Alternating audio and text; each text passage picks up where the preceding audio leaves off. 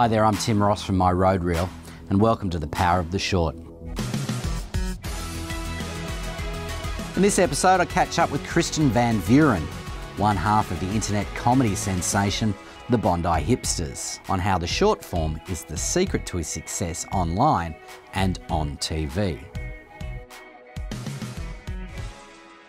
Christiaan, welcome to This Is Your Life. Hey. You've been a trailblazer in lots of ways, haven't you?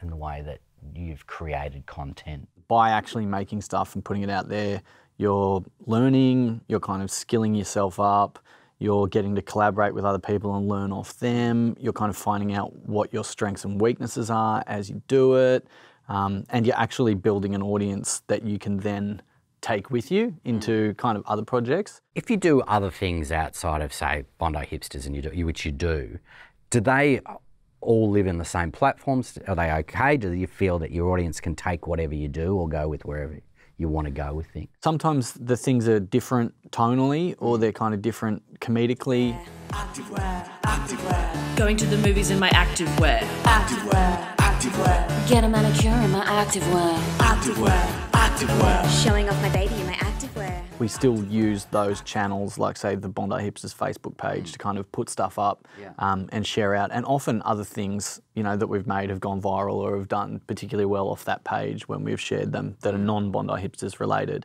Was there always an end game with what you were going to do with the Bondi Hipsters? You know, we do a lot of labouring work to get those things working like that.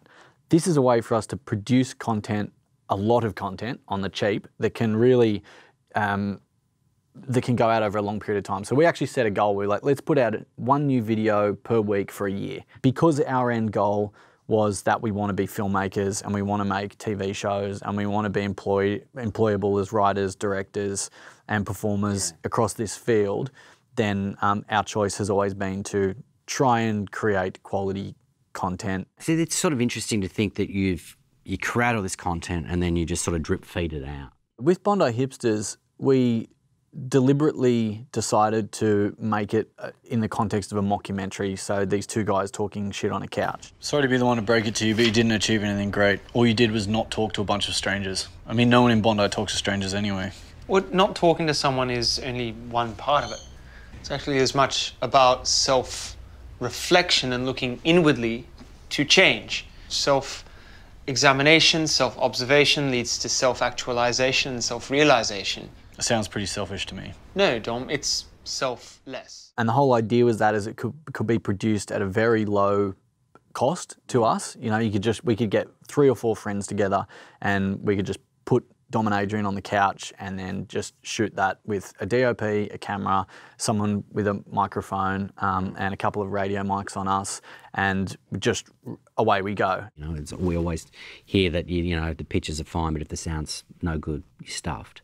Has it always been top of mind for you? Yeah, sound is 50% of your production. Like it's, particularly in comedy, like sound is crucial for rhythm, timing, creating a moment. Clarity of sound can make a joke go from completely unfunny to going, you know, to becoming hilarious because you can hear certain characters' lips are moving in their mouth or the way the tongue touches their teeth, or like, you know, particularly when it comes to subtlety of character, like sound is such a big part of what builds those characters.